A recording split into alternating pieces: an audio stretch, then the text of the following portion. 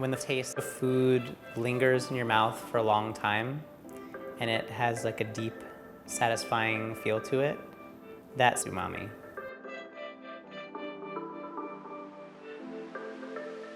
As a chef in the kitchen, I think about salty, sweet, bitter, sour. Those are the tastes that when you're a kid in school, they sort of teach you to think about. The fifth taste that's important to think about is umami. In 1908, Kikuni Ikeda is given credit for discovering umami, naming it, defining it. Supposedly the story is his wife's soup was so good that he was on a scientific mission to figure out what was actually going on there. His wife tells him that it's the kombu and the bonito flakes in the dashi that's giving him this umami sensation.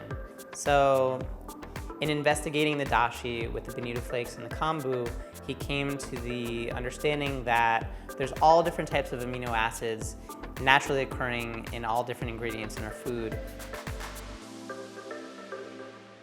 If you want to get into the real science of it, taste receptors on your tongue respond specifically to the glutamate in your food. Those taste receptors are sending signals to your brain, getting you excited for savory eating. And so the more glutamate in your food, the more of a umami-rich, savory sensation you're going to get. Cultures all over the world have long culinary histories using some sort of umami-rich ingredient, whether you're talking about soy sauce or cheeses or like a lesser history here in America, we have ketchup. There's a long culinary tradition of these from cultures all over the world. MSG stands for monosodium glutamate, and basically it is umami in its purest form.